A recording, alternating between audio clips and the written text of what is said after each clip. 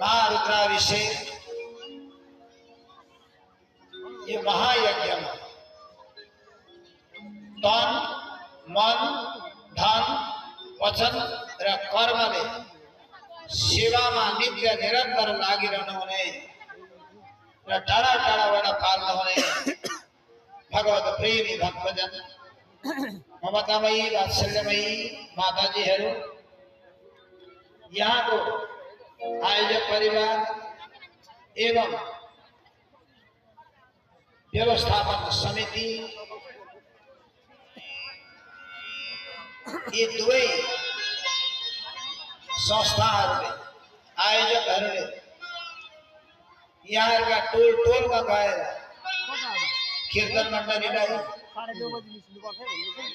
आमा समूहलाई ज्येष्ठ नागरिक जंगम तीर्थहरूलाई सामूहिक रूपमा आह्वान गर्नुभएको थियो निमन्त्रणा दिनुभएको थियो।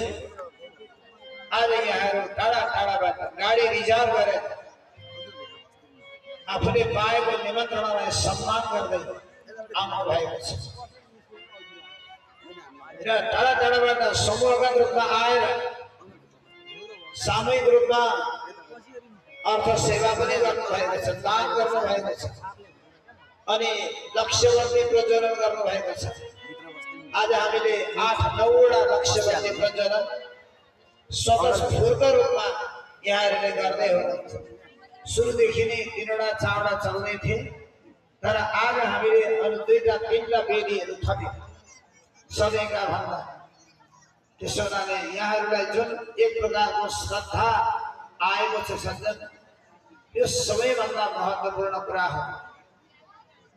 श्रद्धा र भक्ति यो दुईटा चिज हामी मानव जीवन प्राप्त गरेर केही न केही आध्यात्मिक चेतनाले भरिएको समाजको लागि यो अत्यन्तै महत्त्वपूर्ण कुरा हो। हजुरहरूले जम्मैले कथा सुन्नु भएको छ, सुदामाको कथा सुन्नु भएको छ, पक्कै सुन्नु भएको छ।